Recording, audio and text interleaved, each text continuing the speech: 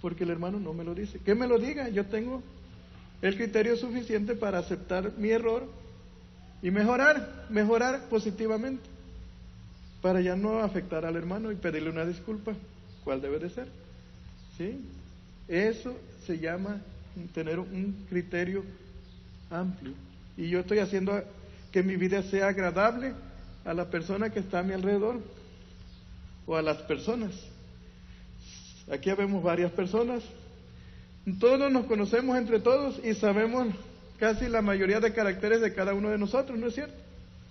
El hermano Paco es entrón, es perfeccionista, le gusta hacer las cosas bien, ¿verdad? Entonces, tenemos que lidiarlo por ese lado. El hermano Sotero es también temperamental, es esto, el otro. Hay que lidiarlo también. Y por ahí vi en una camiseta la otra vez un texto que decía: aguántame, hermano, estoy en el proceso. Y es cierto, todos estamos en el proceso. Aguantémonos los unos a los otros, pero mejoremos las fallas que tenemos.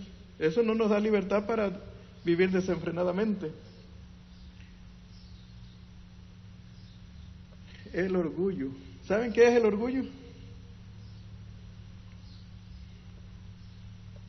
El orgullo es el pariente más cercano de la soberbia. ¿Sí? Va de la mano con la soberbia. ¿Y la soberbia es el pecado de quién? La soberbia es el pecado que Satanás le llegó en el cielo, cuando estaba en el cielo. La soberbia viene también con el hecho de ser presumido. Las personas presumidas, ostentosas, alejan a las amistades de ellos mismos, infladas, se inflan, ¿sí?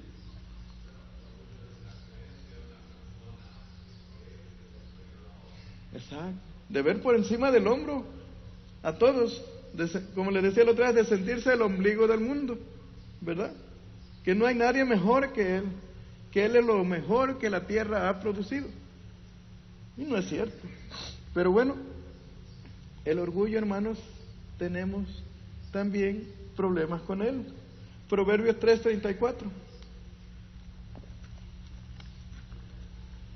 Vamos a ver algunos datos de esto. Proverbios 3:34 y 11:2. 3:34 de Proverbios.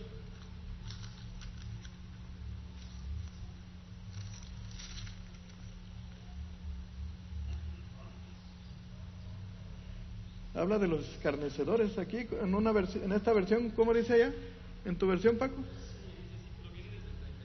A ver. La maldición de Jehová está en la casa del impío, pero bendecirá la morada de los justos. Ciertamente él establecerá a los escarnecedores y a los humildes dará gracia. Gracias. Los escarnecedores, estamos hablando de los orgullosos, de los altivos, de los inflados, de todas las personas que se sienten mejor que los otros. ¿Y es malo ser mejor que los otros? No es malo. Lo malo es hacer ostentación de ello, ¿verdad? O humillar a la gente que a veces físicamente está más débil que uno, o mentalmente es más difícil a veces de que entiendan las cosas, y los humillamos y la pasamos sobre ellos. La palabra de Dios dice que tenemos que ser humildes. La humildad no es característica de una persona, como dicen algunos personajes por ahí, que se agacha en todo. Eso no es humildad. La humildad es aquel que acepta que hay alguien mejor que él, que hay alguien que puede enseñarle a él algo, que hay alguien del cual podamos nosotros aprender también y obedecer a otros. ¿Sí? Hubo hombres que fueron orgullosos en la Biblia.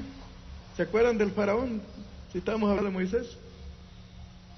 ¿Qué dijo? ¿Quién te envió? ¿Verdad? ¿Hay alguien mejor que yo para obedecerte, Moisés? Si él se creía Dios. ¿No es cierto? Un faraón estaba en lugar de Dios en el pueblo de Egipto. ¿Sí? Su orgullo estaba tan inflado que a veces hasta para hablar con él era un problema.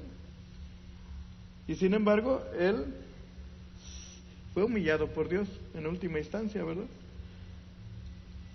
¿Se acuerdan de Naamán?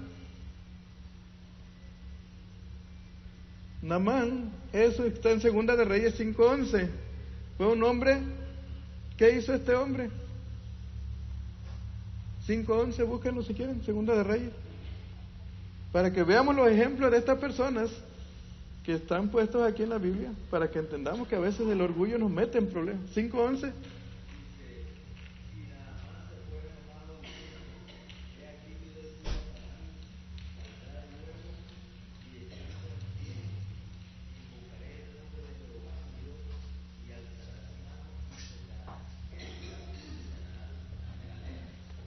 Naamán había ido a ver a Eliseo, el profeta de Dios, para que le sanara la lepra.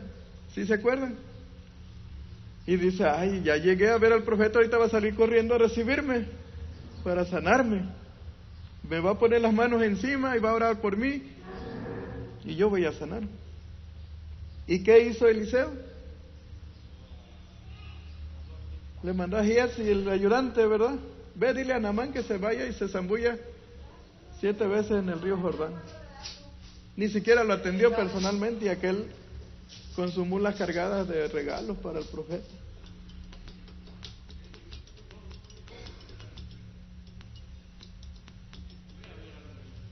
Ah, sí. Por la jerarquía que le invadía, ¿verdad? Sí. Pero el profeta ni siquiera, ¿cómo dicen los jóvenes ahora? Ni siquiera lo... ¿verdad?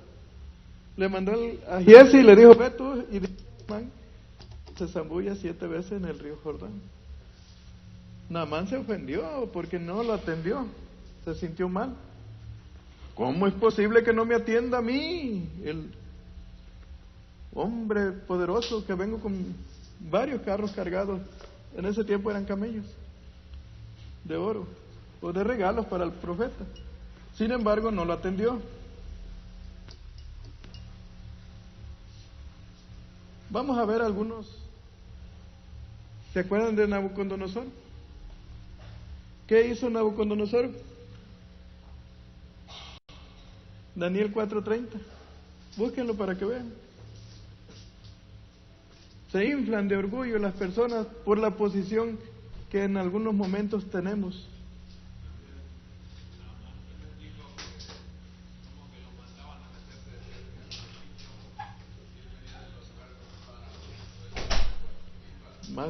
Más grandes, ¿verdad? Más claras y cristalinas. Están mejores los ríos de mi tierra que este río que ahí desembocan todos los... ¿Sí? Un río portentoso. Y vengo y me quiere que me zambullan. A veces no me llega el agua ni al cuello, ni a las rodillas. Y quiere que me zambulle. Pero bueno, él tenía que obedecer a la voz del profeta, que era lo que Dios le estaba diciendo al profeta que hiciera. ¿Por qué quería que se zambullera?